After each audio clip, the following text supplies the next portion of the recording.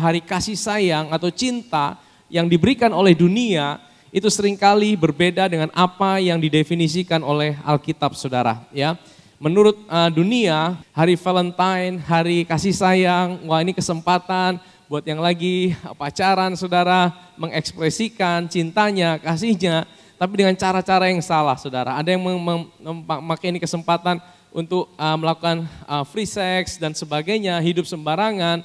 Dan saudara, sehingga kita tidak bisa mengerti makna cinta yang sejati menurut firman Tuhan. Apa sih cinta yang sejati menurut Tuhan itu, saudara? Nah, di dalam firman Tuhan 1 Yohanes 4 ayat yang ke-10, inilah kasih itu atau inilah cinta itu. Bukan kita yang telah mengasihi Allah, tetapi apa? Allah yang telah mengasihi kita dan yang telah mengutus anaknya sebagai apa? Pendamaian bagi dosa-dosa kita. Jadi kasih itu bukan kita yang mengasihi Tuhan. Manusia sebenarnya tidak punya kasih, saudara. Allah adalah kasih, amin. Kasih itu bukan kita yang mengasihi Tuhan, tapi kasih adalah Tuhan yang telah mengasihi kita. Dan bukti daripada kasihnya adalah dia sudah memberikan yang terbaik yang dia punya. Apa, saudara? Dia bukan kasih sesuatu buat kita, dia tidak kasih kita coklat. Dia tidak kasih kita malaikat. Tapi dia berikan hidupnya sendiri. Dia jadi manusia, dia naik di atas kayu salib, memberikan hidupnya sendiri buat saudara dan saya. This is the true love. Inilah kasih itu, saudara. Nah, oleh karena itu, saudara, hari ini saya akan share tentang satu topik, judulnya adalah unfailing love, ya.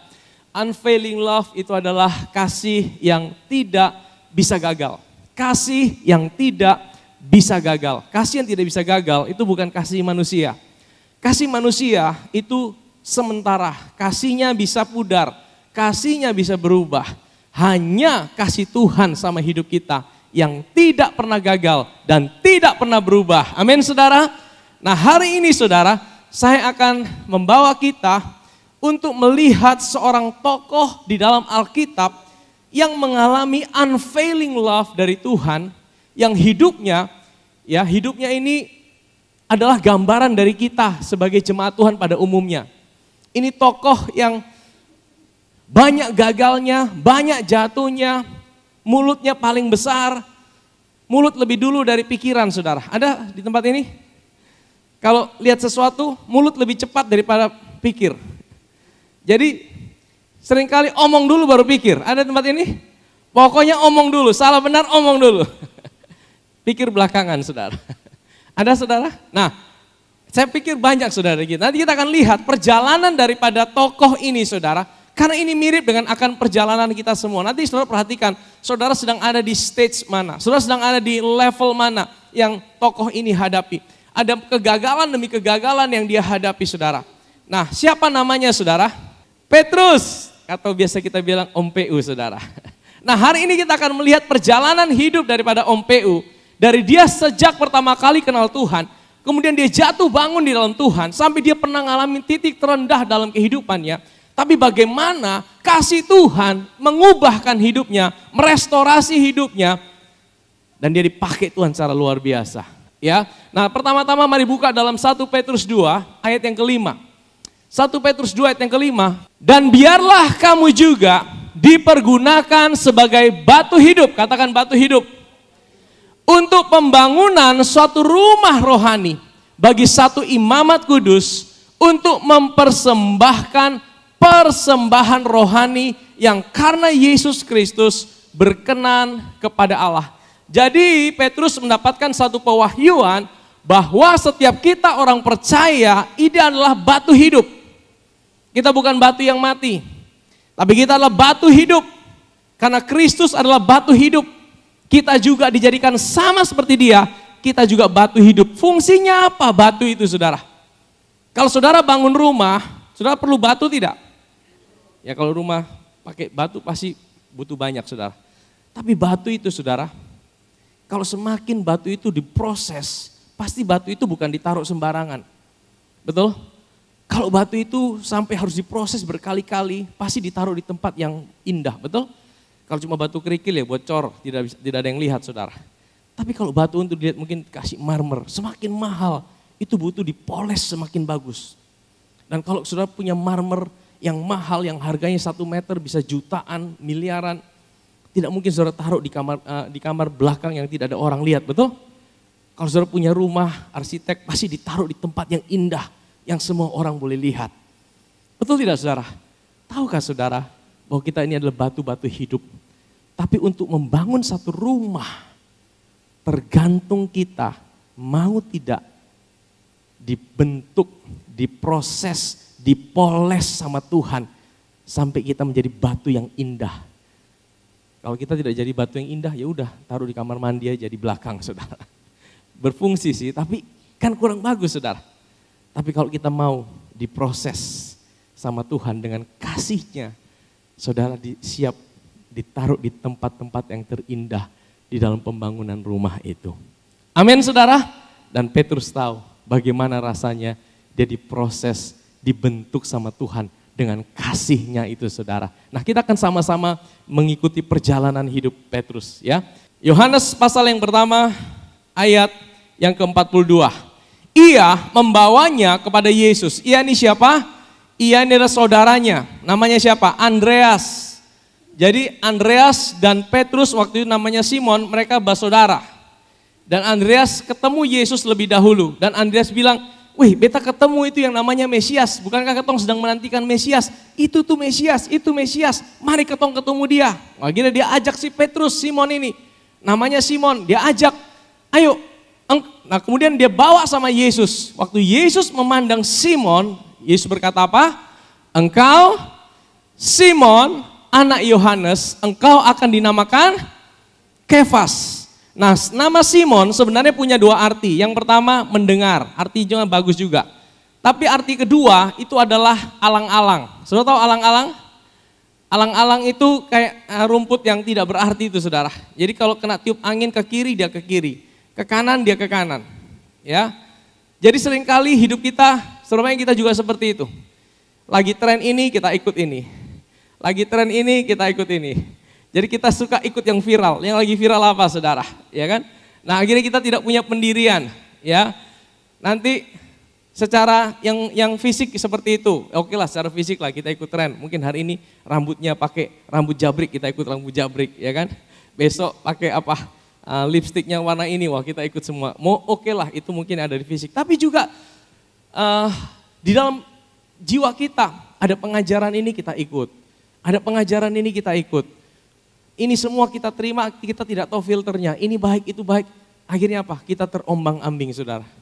Berapa yang kita seperti Simon seperti itu, kita seperti alang-alang. Ada yang bilang ini baik kita ikut ke sini, ini baik kita ikut ke sini. Akhirnya kita tidak punya satu pendirian yang teguh saudara. Nah Simon itu seperti itu. Dia orang yang terombang ambing. Dia mungkin bahasa sekarang pelin-pelan. Hari ini A, besok bisa B. Ya. Nah tapi Tuhan bilang apa sama dia? Engkau akan dinamakan Kefas. Artinya apa? Petrus. Petrus itu artinya apa saudara? Rocky. Peter itu artinya rocky ya, batu saudara. Batu itu tidak gampang digoyahkan. Angin mau tiup ya dia tetap batu saudara. Angin mau tiup ke kiri ke kanan dia tetap batu saudara. Yang penting jangan kepala batu saudara. Tapi batu yang dimaksudkan di sini adalah engkau adalah batu. Ya. Engkau tidak gampang diombang-ambingkan oleh situasi. Engkau tidak gampang diombang-ambingkan oleh keadaan saudara. Nah ini momen pertama kali dia kenal sama Yesus. Tapi setelah itu saudara, ya dia tidak langsung ikut Yesus. Ya Yesus sempat menyembuhkan ibu mertuanya, tapi dia tidak langsung ikut saudara. Dia ya mungkin gambaran orang yang, ya saya udah ke gereja, saya udah kenal Tuhan, ya tapi saya tidak mau terlalu fanatik lah. Ya pokoknya begitu-begitu aja lah. Ya pokoknya saya masih banyak kesibukan yang lain, saya mesti urus yang ini, ya pokoknya urusan kenal Tuhan itu ya pokoknya nomor sekian lah. Kalau saya ada waktu baru saya mau cari Tuhan lah, pokoknya udah saya udah ke gereja kan udah cukup, udah kasih persembahan udah cukup. Mau apa lagi, saya tidak mau terlalu yang mendalam sama Tuhan. Nah ini gambaran daripada Simon itu saudara. Ini realita saudara, ini gambaran bagaimana pertama kali dia kenal Tuhan saudara. Nah tapi setelah itu kita akan masuk ke kejadian berikutnya yang lebih dalam saudara, bagaimana dia kenal Tuhan lebih dalam. Di dalam Lukas pasal yang kelima, mari kita buka Lukas pasal yang kelima, kita akan lihat dari ayat yang pertama sampai ayat yang ke-11. Lukas pasal 5, pada satu kali Yesus berdiri di pantai Danau Genesaret, sedang banyak orang mengerumuni dia hendak mendengarkan firman Allah. Ia melihat dua perahu di tepi pantai, nelayan-nelayannya telah turun dan sedang membasuh jalannya. Yang ketiga, ia naik ke dalam salah satu perahu itu, yaitu perahu siapa? Simon. Jadi Simon ini seorang nelayan saudara, pekerjaannya nelayan. Hari-hari dia tangkap ikan. Waktu itu Yesus sedang ada di pinggir danau, dia lihat ada dua perahu. Simon sedang mau kemas-kemas, maksudnya mau pulang tidur. Kenapa saudara? Karena semalam-malaman tidak dapat ikan. Saudara bisa bayangkan, kalau dia lagi kerja, semalam-malaman tidak dapat ikan, kira-kira dia sedih atau tidak saudara? Kalau saudara hari ini lagi usaha, lagi buka toko mungkin, terus toko saudara seharian sepi, bagaimana rasanya? Tiba-tiba ada yang datang, tolong beta dong. Toko lagi sepi nih saudara. Saudara lagi stres. Aduh kenapa toko sepi? Tiba-tiba datang, tolong beta dong. Kira-kira saudara senang atau tidak saudara? Senang atau tambah muka asam saudara? Saudara, saya bisa bayangkan mukanya Simon. Semalam-malaman dia tidak tidur. Mungkin dia pikir, wah ini hari bisa dapat ikan, 2-3 ekor. Dia bawa pulang ke rumah. Dia ada istri saudara. Karena ada ibu mertua berarti ada apa? Ada istri pasti saudara. Dia ada istri, dia mungkin mau pulang bawa ikan di rumah. Tapi semalam-malam tidak dapat satu ekor pun tidak dapat. Ini muka sudah kusut-kusut, lagi basuh jala, mau simpan, mau tidur. Tiba-tiba Yesus datang, Yesus bilang apa? Beta pinjam lupung perahu dong. Waduh ini tidak jadi pulang ini. Aduh ini berapa jam lagi. Saudara kira-kira stres tidak?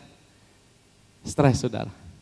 Lalu ia duduk dan mengajar orang banyak dari atas perahu. Jadi Yesus bertolak sedikit. Setelah Yesus selesai bicara, ia berkata kepada Simon, bertolaklah ke tempat yang dalam dan tebarkanlah jalamu untuk menangkap ikan. Saudara tahu? Semalam-malaman Simon yang adalah nelayan, dia lahir di situ, dia orang Galilea. Yesus, dia bukan orang Galilea. Memang sobat dari Galilea, tapi Yesus lahir di Bethlehem, besar di Nazaret. Ya, Yesus bukan nelayan. Yesus pekerjaannya apa? Tukang kayu. Kalau belajar tukang kayu, nah Yesus jagonya saudara. Karena dia anak tukang kayu. Dia usaha mebel. Tapi Simon nelayan. Kira-kira kalau yang nelayan sama tukang mebel, jago mana kalau disuruh tangkap ikan? Pasti nelayan. Ini tukang mebel satu ini, mungkin Simon bilang, ketong semalam-malaman, soalnya dapat apa-apa kok disuruh ketong tebarkan jala-jala ini. Dalam bahasa Inggrisnya nets, bukan satu jala. Tebarkanlah jala-jalamu. Maksudnya Tuhan Yesus bilang gini, Simon, bertolak ke tempat dalam, bawa jangan satu jala, bawa lebih dari satu jala. Saudara kalau jadi Simon gimana? Beta nelayan. Lu tukang kayu, mana tukang kayu mau ajar nelayan? Mungkin Simon ini jengkel saudara, tapi responnya bagaimana? Ayat yang kelima. Simon menjawab, Guru, telah sepanjang malam kami bekerja keras dan kami tidak menangkap apa-apa. Tetapi ya sudahlah, karena engkau yang menyuruhnya, aku akan menebarkan jala juga. Ternyata kalau saudara baca bahasa Inggrisnya cuma satu jala dia bawa. Karena apa? Dia bilang, soalnya mungkinlah ketong bisa tangkap ikan. Ini orang cuma bikin ketong capek sah. Soalnya kita seringkali seperti itu sama Tuhan. Waktu kita dengar janji Tuhan, tidak mungkin lah, tidak mungkin. Saya ini sudah mengalami begini lama, hidup saya seperti ini, tidak mungkin bisa berubah. Akhirnya kita mulai apatis, kita mulai skeptis dengan firman Tuhan. Kita mulai tidak percaya sama janji Tuhan, kita mulai bilang tidak mungkin Tuhan. Akhirnya kita ya sudah asal-asalan aja. Tapi saudara itu yang dilakukan oleh Simon. Itu yang dilakukan oleh Simon saudara. Dia cuma bawa satu jalannya dia. Karena dia pikir soalnya mungkin. Dia cuma bawa satu jala. Dan apa yang terjadi saudara? Firman Tuhan bilang gini. Dan setelah mereka melakukannya, mereka menangkap sejumlah besar ikan. Sehingga jala mereka mulai koyak. Pelajaran apa yang bisa kita dapat di sini? Kalau Tuhan itu mau minta sesuatu dari hidupmu, dia tidak mungkin akan bikin rugi hidup saudara. Kalau dia mau minta pinjam perahunya Simon, itu bukan dia mau bikin susah Simon, tapi karena dia mau memberkati Simon. Kalau Tuhan minta sesuatu dari hidupmu, terkadang kita merasa Tuhan, ini sulit Tuhan. Kadang-kadang mau melayan juga, Tuhan, beta sudah ada waktu Tuhan. Beta sibuk Tuhan. Beta sudah punya waktu lagi dengan Tuhan. Saudara tahu, kalau Tuhan minta sesuatu dari hidupmu, Tuhan itu tidak pernah mau bikin saudara rugi. Tapi Tuhan ingin memberkati hidup saudara. Amin saudara. Kalau Tuhan minta sesuatu, saudara tahu waktu Simon lihat ini dia kaget saudara. Dia yang tadinya tidak taat setengah hati, taat separuh-separuh, taat percaya separuh-separuh. Dia kaget saudara. Ayat yang ke-7. Lalu mereka memberi isyarat pada teman-temannya di perahu yang lain. Supaya apa? Mereka datang membantunya dan mereka itu datang. Lalu mereka bersama-sama mengisi kedua perahu dengan ikan hampir tenggelam. Ayat yang ke-8. Ketika Simon Petrus melihat hal itu, ia pun apa? Tersungkur di depan Yesus. Dan dia berkata, Tuhan, perhatikan ya, tadi waktu pertama kali Yesus suruh dia bilang apa? Guru. Dia cuma melihat Yesus sebagai guru. Tapi waktu dia lihat mujizat yang Tuhan buat dalam hidupnya, cara pandangnya terhadap Tuhan berbeda. Dia tidak lagi panggil Yesus sebagai guru, dia bilang apa? Tuhan. Apa yang buat Petrus bertobat? Apa yang buat Petrus berubah cara pandangnya sama Tuhan? Apa saudara? Apa? Karena kebaikan Tuhan. Karena berkat Tuhan. Karena kebaikan Tuhan yang buat dia bertobat. Seringkali kita pikir kalau mau buat orang bertobat, kamu harus bertobat. Kalau tidak Tuhan marah. Kamu harus bertobat. Kalau tidak Tuhan hukum. Kamu harus bertobat. Kalau tidak kamu ditinggalkan Tuhan. Ternyata yang buat Petrus bertobat bukan itu. Waktu dia lihat kebaikan Tuhan dalam hidupnya, itu yang buat dia bertobat. Amin saudara. Bisakah kita melihat kebaikan Tuhan dalam hidup ini setiap hari? Sekalipun kita tidak bisa lihat secara kasat mata, tapi percayalah kita punya Tuhan yang baik, yang selalu punya rencana yang terbaik buat hidup saudara dan saya. Amin. Dan kebaikan Tuhanlah yang menarik kita untuk datang sama Tuhan. Dan dia bilang apa? Tuhan, pergi dari hidupku karena aku ini seorang berdosa. Ayat yang ke-9, sebab ia dan semua orang bersama-sama dengan dia takjub oleh karena banyaknya ikan yang mereka tangkap. Ayat yang ke-10, demikian juga Yakobus, Yohanes, anak-anak Zebedius yang menjadi teman Simon. Kata Yesus pada Simon, jangan takut, mulai dari sekarang engkau akan menjala manusia. Dan sesudah mereka menghela perahu-perahunya ke darat, mereka pun meninggalkan segala sesuatu lalu. Nah ini satu tahap yang lebih dalam lagi. Tadinya ikut Tuhan asal-asalan. Tapi di tahap ini, mereka setelah lihat kebaikan Tuhan, mereka tinggalkan semua. Mereka bilang, aku mau ikut Tuhan Yesus lebih dalam lagi. Nah setelah kisah ini, di mana Yesus ada, di situ Petrus ada. Petrus selalu ikut Yesus, bahkan menjadi orang paling dekat dengan Yesus. Ada 3 orang, Petrus, Yohanes, Yakobus. Mungkin ada dari kita yang sedang masuk dalam stage ini, dalam fase ini, ya kan? Kita sudah sungguh-sungguh ikut Tuhan, kita mau kasih hidup kita, hati kita buat Tuhan sungguh-sungguh. Kita udah masuk ke dalam fase ini. Nah fase berikutnya saudara, kita akan lihat saudara, bagaimana pengalaman Petrus bersama dengan Yesus. Ya kita lihat di dalam Matius pasal yang ke-14.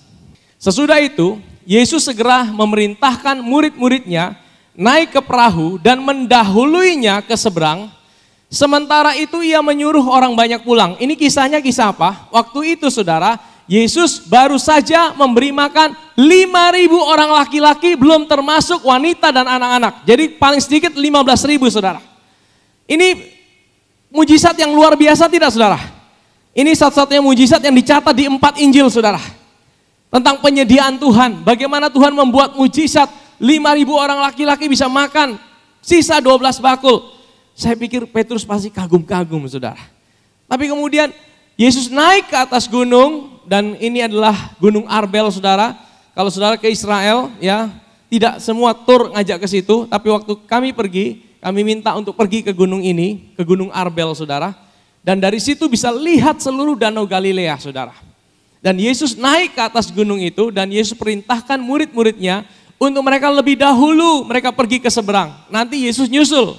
Dan setelah orang banyak itu disuruhnya pulang, Yesus naik ke atas bukit untuk berdoa seorang diri. Ketika hari sudah malam, ia sendirian di situ. Ayat 24. Perahu murid-muridnya sudah beberapa mil jauhnya dari pantai dan diombang-ambingkan gelombang karena angin sakal. Jadi saudara, ini ada satu gambaran yang indah. Yesus naik di atas bukit, murid-muridnya sedang ada di danau, sedang ngalamin angin sakal. Ini gambaran yang indah tentang hari ini saudara. Zaman ini, kita hidup di akhir zaman ini saudara. Kita ada di tengah dunia yang penuh dengan kegelapan. Penuh dengan badai. Ya apa ya? Kita ada di masa-masa di mana kegelapan itu semakin merajalela saudara. Tetapi tahukah saudara, Yesus hari ini ada di mana? Dia ada di sorga sebagai manusia. Tapi dia tidak tinggal diam. Matanya selalu melihat sama saudara. Amin saudara. Sekalipun Yesus ada di sorga, tapi matanya selalu melihat sama hidup saudara. Matanya selalu memperhatikan hidup saudara. Dan firman Tuhan katakan, kira-kira jam 3 malam datanglah Yesus kepada mereka berjalan di atas air. Saya sudah pernah share tentang hal ini saudara. Kenapa jam 3 malam? Kenapa firman Tuhan dengan detail menulis jam 3 malam? Karena jam 3 malam itu adalah waktu tergelap daripada malam hari. Malam hari itu dibagi 4. Jam 6 sampai jam 9, jam 9 sampai jam 12. Jam 12 sampai jam 3 dan jam 3 sampai jam 6 pagi. Jam 3 itu adalah waktu tergelap dari sebuah malam saudara. Kenapa Yesus datang jam 3 pagi? Karena Yesus mau bilang, di saat-saat tergelap hidupmu sekalipun, aku tetap ada bersamamu.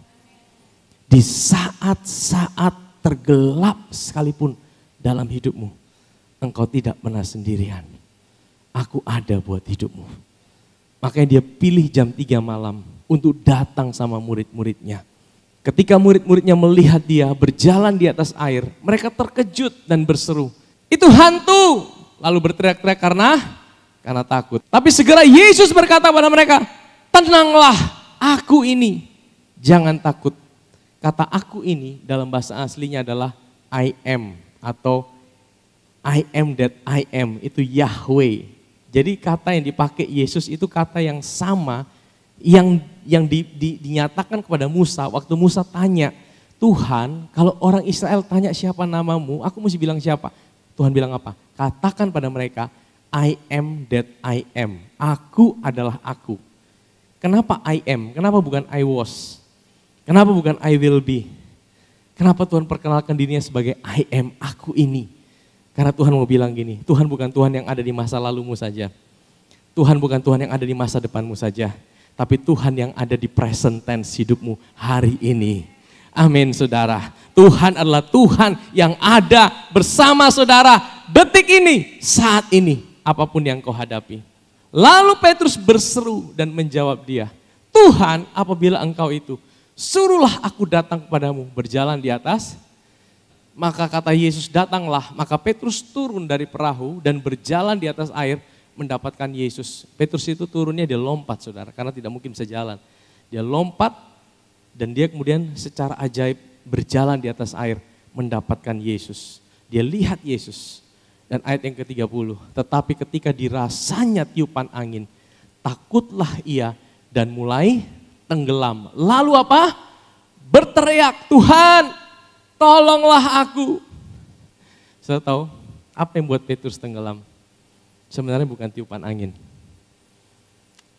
Tetapi waktu matanya tidak lagi fokus sama Yesus. Selama matanya fokus sama Yesus, dia tidak bisa tenggelam. Tapi ketika dirasanya, kata dirasanya itu berarti dia mulai fokus bukan pada Yesus lagi, tapi pada situasinya. Sebenarnya kita hari ini pernah ngalamin kita fokus sama Yesus, tapi hari-hari ini mungkin kau sedang fokus dengan banyak hal dalam hidupmu. Ada banyak hal yang buat engkau tidak fokus dengan Tuhan Yesus hari ini. Ada banyak tantangan dalam hidupmu sehingga buat engkau stres. Akhirnya engkau tidak fokus dengan Yesus lagi. Dan waktu engkau tidak fokus dengan dia, engkau mulai tenggelam. masalah itu mulai mengalahkan hidupmu. Masalah itu mulai menghancurkan hidupmu. Saudara, kita pernah ngalamin hal itu, saudara. Pernah kita ngalami fase seperti itu. Saya percaya ada fase-fase di mana kita ngalamin. Seperti Petrus seperti ini, saudara.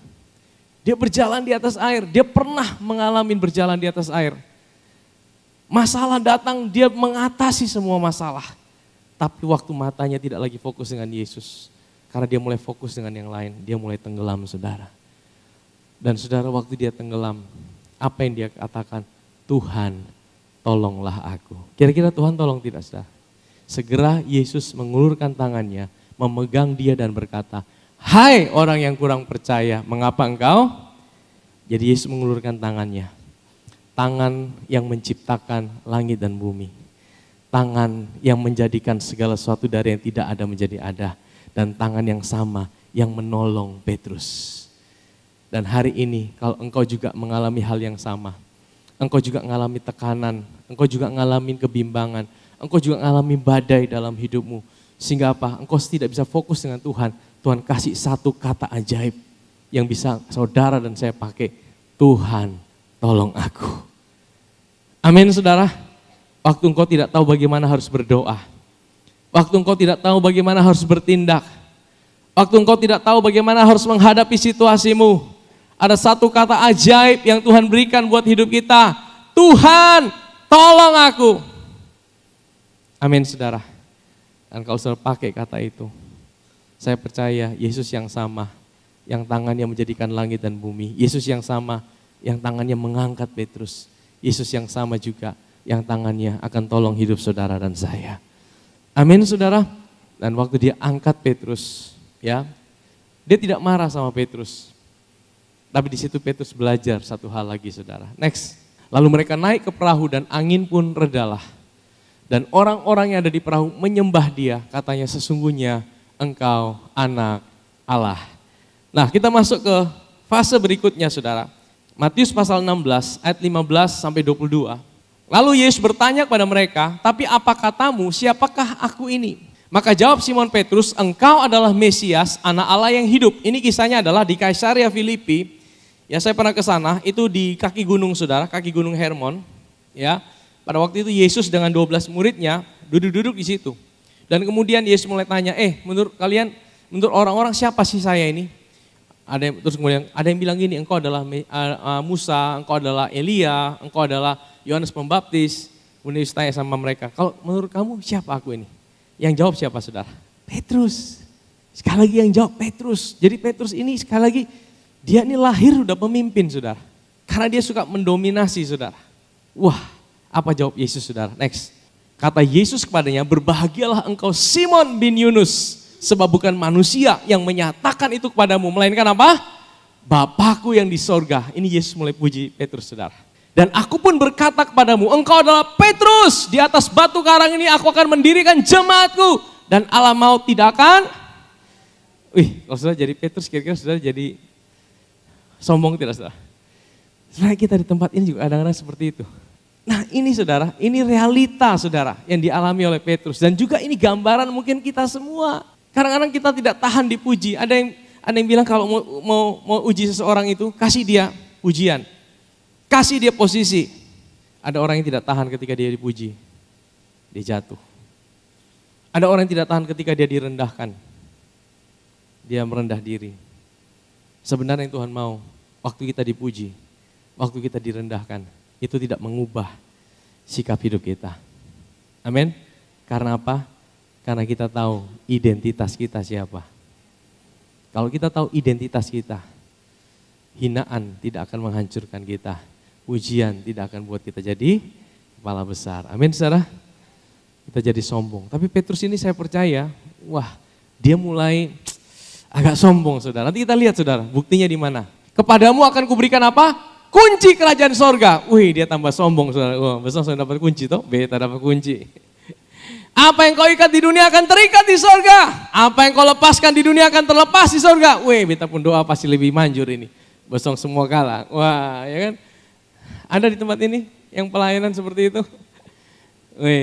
Kalau besok pun doa kurang, beta lebih hebat. Lalu Yesus melarang murid-muridnya supaya jangan memberitahukan pada siapapun bahwa ia Mesias. Ayat 21. Sejak waktu itu Yesus mulai menyatakan kepada murid-muridnya bahwa ia harus pergi ke Yerusalem dan menanggung banyak penderitaan dari pihak tua-tua, imam-imam kepala dan ahli-ahli Taurat, lalu dibunuh dan dibangkitkan pada hari. Jadi gini saudara, ini kisahnya, ini bukan beberapa hari kemudian, tapi waktu di Kaisarea Filipi itu, ya, di bawah, itu mereka mau naik ke gunung dan itu bukan, waktu itu kan tidak ada mobil, kalau mobil cuma 1 jam 2 jam sampai mungkin, yang pernah pergi sama-sama ya.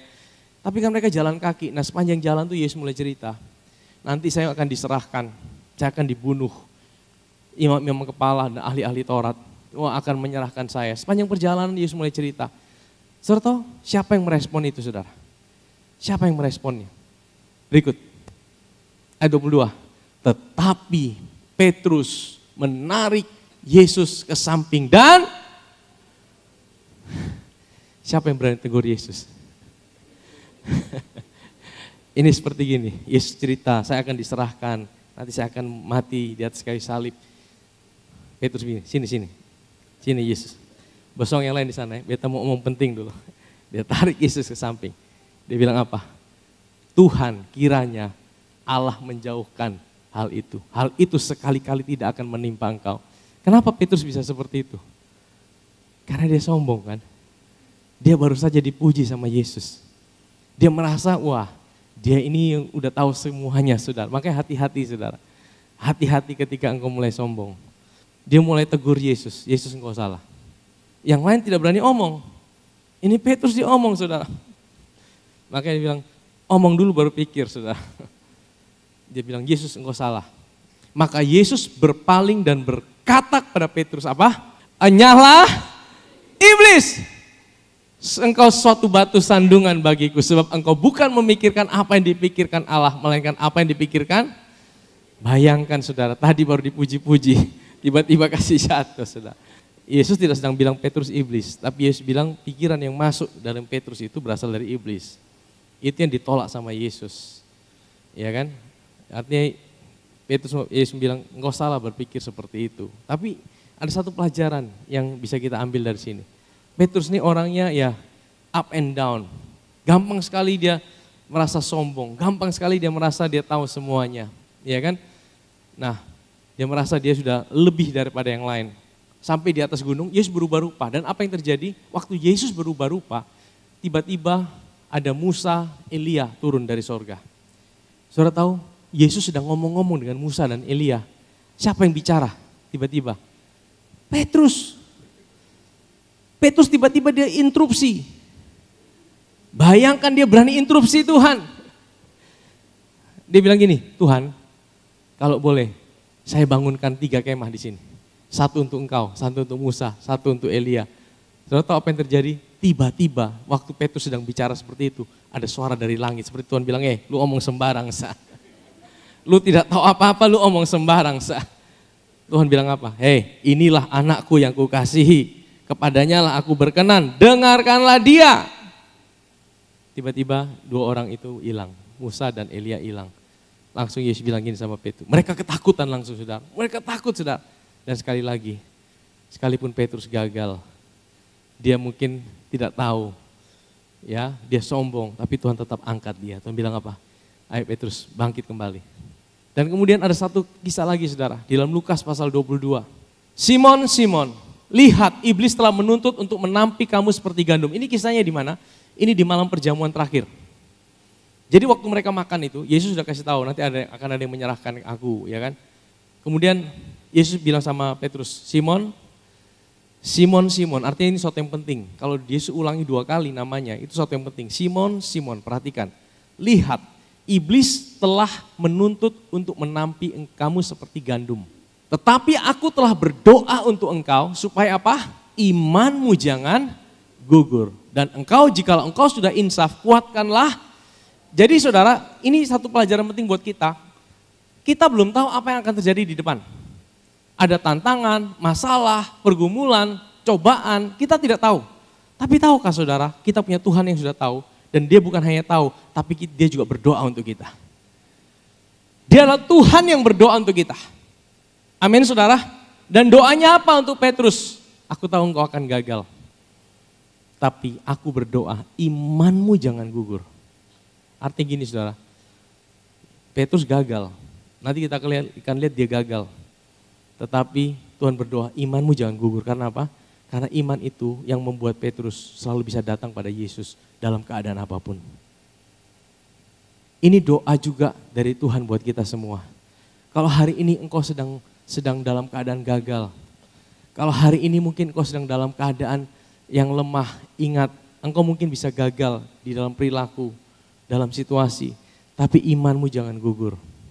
Jawab Petrus, Tuhan, aku bersedia masuk penjara dan mati bersama-sama dengan, ini omong lain dia tapal lain saudara. Ini Petrus ini betul-betul ini saudara. Dia bilang, Tuhan, aku bersedia masuk penjara. Kalau yang lain tidak, saya bersedia. Tapi Yesus berkata, aku berkata kepadamu Petrus, hari ini juga ayam tidak akan berkokok sebelum engkau 3 kali menyangkal aku bahwa engkau mengenal aku. Singkat cerita, setelah mereka makan, Yesus bawa 3 orang, Petrus, Yohanes, Yakobus ke Taman Getsemani. Waktu Yesus berdoa, mereka semua tidur saudara. Waktu mereka punya pergumulan, Yesus ada buat mereka. Tapi waktu Yesus punya pergumulan, mereka semua tidur. Dan singkat cerita, waktu mereka tidur, Yudas datang bawa pasukan. Dan singkat cerita, Yesus menyerahkan dirinya. Dan pada malam itu saudara, Yesus pertama dibawa kemana? Ke rumah imam besar Kayafas. Petrus ikut dari belakang, diam-diam, dia ikut di rumah itu saudara. Kalau saudara pernah ke Israel akan dibawa ke rumah imam besar Kayafas. Di depan halamannya itu ada gambar, ada patung ayam. Kenapa? Karena itu akan mengingatkan Petrus, kisah Petrus. Jadi saudara, singkat cerita, Yesus sedang diadili di dalam rumah imam besar itu. Rumah imam besar itu bisa lihat keluar. Petrus lagi di luar sama ada orang-orang, mereka bilang, kamu kan orang Galilea sama-sama dengan dia. Petrus bilang, beta soalnya kenal dia, beta soalnya kenal dia. Siapa dia? Beta soalnya kenal dia. Sampai 3 kali, kali ketiga anak kecil ngomong bilang ini, kamu kan ikut dia kan? Petrus bilang, beta sumpah, beta soalnya kenal dia. Waktu 3 kali Petrus bilang seperti itu, tiba-tiba ayam berkokok saudara. Dan waktu ayam berkokok, tiba-tiba dia ingat beberapa jam sebelumnya, Yesus sudah omong sama dia, sebelum ayam berkokok, engkau sudah 3 kali. Waktu ayam berkokok itu, Yesus ada di sini, Petrus ada di luar sana. Ini imam besar Kayafas mengadili dia. Waktu ayam berkokok, Yesus lihat begini saudara. Matanya dengan mata Petrus beradu. Apa yang Yesus bilang sebenarnya? Lu gagal ya, awas lu jangan datang kembali. Lu menyangkal beta, karena apa? Bukankah Yesus pernah bilang, barang siapa menyangkal aku di depan manusia, aku akan menyangkal dia di depan. Menurut saudara Petrus menyangkal Yesus tidak? Nyangkal 3 kali sampai sumpah-sumpah. Tapi saudara tahu tatapan mata Yesus. Sebenarnya Yesus mau bilang apa? Yesus bilang gini, ingat Petrus, baru berapa jam lalu beta bilang, lu bisa gagal, tapi imanmu jangan gagal. Imanmu jangan gagal, ingat itu. Waduh, Petrus nangis, Petrus lari. Dan singkat cerita, Yesus akhirnya besoknya disalibkan dan dikuburkan. Pada hari yang ketiga dia bangkit. Siapa yang dia cari pertama waktu dia bangkit? Tetapi orang muda itu berkata pada mereka, ini malaikat saudara. Malaikat bilang sama mereka, jangan takut kamu mencari Yesus orang Nazaret. Yang disalibkan itu, ia telah bangkit. Ia tidak di sini, lihat inilah tempat dia membaringkan mereka. Next, ayat yang ke-7. Tetapi sekarang pergilah, katakanlah kepada murid-muridnya dan kepada Petrus. Ia mendahului kamu ke Galilea, di sana kamu akan melihat dia. Kenapa? Nama murid lain tidak disebut, tapi nama Petrus disebut. Karena orang yang paling bermasalah, yang sedang dalam titik terendah, itu bukan murid-murid yang lain, tapi Petrus. Bukan berarti Yesus tidak peduli dengan yang lain. Tapi di mana ada kegagalan, di situ anugerah Tuhan semakin besar dinyatakan. Di mana ada kelemahan, disitulah potensi anugerah Tuhan dinyatakan lebih besar. Amin saudara. Hari ini mungkin kau sedang dalam titik terendah. Hari ini mungkin kau sedang dalam kelemahan. Hari ini mungkin kau sedang dalam titik terendah. Mungkin tadi fase-fase yang lain engkau masih punya hati untuk datang sama Tuhan. Tapi mungkin kalau nanti, aduh Tuhan kayaknya Tuhan sumarah deh beta, Tuhan sudah mau peduli deh beta, kayaknya Tuhan sumarah betul deh beta. Akhirnya engkau bilang, saya tidak mau datang sama Tuhan lagi. Engkau punya rasa bersalah yang berlebihan. Tapi saudara tahu, justru di titik inilah anugerah Tuhan semakin besar buat hidup saudara. Di titik inilah Tuhan bilang, aku mau cari yang pertama, aku mau ketemu dia. Dan singkat cerita setelah Yesus bangkit, waktu Yesus bangkit di Danau Galilea, dia menampakkan diri. Di situ ada Petrus juga. Mereka sedang menangkap ikan dan firman Tuhan berkata, mereka juga tidak tangkap apa-apa. Waktu itu mereka cuma 7 orang, termasuk Petrus dan Yohanes. Dan waktu Yesus di pinggir pantai bilang, hei anak-anak ada laukah? Orang pertama yang tahu bahwa itu Yesus siapa? Waktu Yohanes bilang, itu Tuhan. Orang siapa yang lompat pertama? Petrus. Petrus dia pakai cuma, mungkin tidak pakai baju, dia langsung lompat. Saudara tahu kenapa Petrus berani lompat mendekat? Karena Petrus sudah dipulihkan. Kalau saudara masih punya masalah sama seseorang, belum beres. Kira-kira saudara berani deket-deket? Tidak kan? Pasti, sudah besok mau dekat-dekat. Nanti yang terakhir sudah, baru beta terakhir. Tapi Petrus orang pertama yang mau dekat, karena apa? Dia tahu dia sudah dipulihkan. Tapi Tuhan bukan cuma pulihkan dia punya hidup, Tuhan pulihkan dia punya pelayanan. Waktu Tuhan bakar ikan bakar di pinggir pantai, Tuhan bakar roti bakar buat mereka. Mereka dikasih makan saudara. Setelah mereka makan kenyang, Tuhan omong sama Petrus gini, Simon, apakah engkau mengasihi aku? 3 kali saudara. Yang pertama kata mengasihi dia pakai kata agapau. Agapau itu adalah kasih dengan level tertinggi. Kasih tanpa syarat. Karena Petrus adalah orang yang selalu banggakan, kalau yang lain bisa tidak mengasihi engkau, aku bisa Tuhan. Nah makanya Yesus di depan arang itu saudara. Kenapa di depan arang? Karena Petrus menyangkal Yesus juga di depan arang. Dia menyangkal Yesus di depan api. Jadi setiap kali Petrus itu lihat api, dia ingat kegagalannya dia. Tapi Tuhan kita itu baik loh saudara. Waktu dia mau pulihkan trauma seseorang, dia bawa orang itu ke tempat di mana dia trauma. Tapi waktu dia ada di tempat dia trauma, di situ Tuhan pulihkan saudara. Tuhan tanya sama dia, Simon, apakah engkau mengasihi aku? Apakah engkau agape sama aku? Petrus bilang gini, Tuhan engkau tahu. Kali ini dia tidak berani sombong lagi, aku agape sama engkau Tuhan. Dia bilang apa? Aku cuma bisa phileo. Phileo itu levelnya lebih rendah saudara. Phileo itu cuma kasih persaudaraan gitu loh. Kasih sama teman gitu. Tapi Yesus bilang apa? Gembalakanlah domba-dombaku. Yang kedua Yesus bilang gini, apakah engkau agape sama aku Petrus? Petrus bilang, Tuhan engkau tahu saya cuma bisa phileo. Saya tidak mampu agape, saya cuma bisa phileo. Sekali lagi Tuhan bilang apa? Gembalakanlah, kasih makan domba-dombaku. Kali ketiga Yesus tidak pakai agape lagi. Yesus bilang, apakah engkau phileo sama aku? Kenapa? Yesus tahu, dia turunkan levelnya ke levelnya Petrus. Oke, kamu tidak bisa agape. Aku tidak menuntut kamu agape. Aku cuma bilang, apakah engkau phileo sama aku? Langsung Petrus nangis saudara. Dia bilang, Tuhan engkau tahu hidupku. Lihat ya, kesombongannya hilang saudara. Apa yang buat kesombongannya hilang? Waktu dia berjumpa dengan kasih Tuhan. Kalau seseorang berjumpa dengan kasih Tuhan, dia tidak usah dipaksa untuk rendah hati.